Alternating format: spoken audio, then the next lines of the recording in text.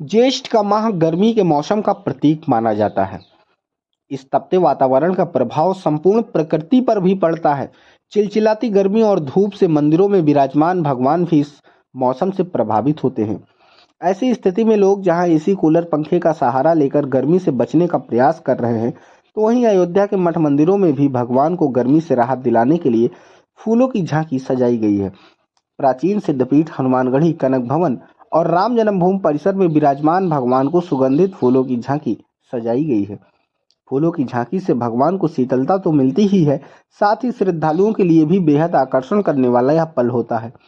दरअसल दूर दराज से श्रद्धालु जब अपने आराध्य के दर्शन पूजन करने आते हैं और वहां पर फूलों से सजे अपने आराध्य को देखते हैं, तो श्रद्धालुओं के मन प्रफुल्लित हो जाते हैं।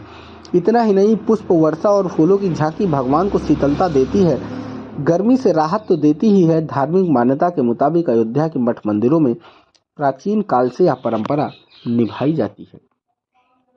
सुगंधित फूलों की झांकी मठ मंदिरों में इस वजह से सजाई जाती है ताकि भगवान को इस शीतलता प्रदान हो।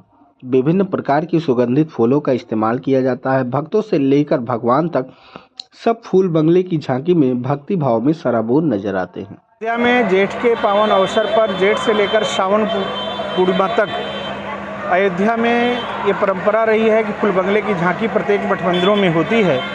नियमानुसार ज्येष्ठ पावन महीना है ज्येष्ठ मास का, जिसमें हर मंगलवार को हनुमान जी महाराज जी के यहाँ और कनक भवन में और माँ सरजू जी रामलला के दरबार में बलराम दास जी महाराज जी वृंदावन से पधारे हैं, उनके द्वारा प्रतिवर्ष ये झांकी सजाई जाती है भगवान को रिझाने के लिए। जैसे वृंदावन में प्रतिदिन फूल बंगले की झांकी का दर्शन आप सारे लोग करते होंगे। ये जेठ मास का उत्तम पवित्र महीना है जिसमें भगवान अपने आराध्य को मनाने की प्रथा है। तो फूल बंगले की झांकी बढ़िया दिव्य सुंदर, जिससे भगवान बेला और गुलाब के सुगंधित वातावरण में आनंद को प्राप्त हो, ऐसा भक्तों की चाहना रहती है। उसी के उपलक्ष्य में वृंदावन से पधारे महाराज जी के द्वारा राम जन्मभूमि में रामलला सरकार के यहाँ और हनुमान जी महाराज के यहाँ कनक भवन में और सरजू तट पर भी आज फूल बंगले की झांकी थी। ये बड़ा सुंदर दिव्य सुहावना अवसर है। हम सारे लोग भक्त लोग इसका आनंद ले रहे हैं। भगवान सबका मंगल करें, कल्याण हो। रूप से जिस तरह से भगवान रामलला बालक रूप में है और कनक भवन में ठाकुर जी विराजमान हैं, तो जिस तरह से हमारे जीवन में 4 ऋतुएं आती हैं, उसी तरह से भगवान के लिए भी भक्त लोगों को मानना ऐसा है कि भगवान भी हमारे गर्मी में झूल तप रहे होंगे। इसलिए सुहावना अवसर है, इसलिए फूल बंगले की झांकी सजाई जाती है।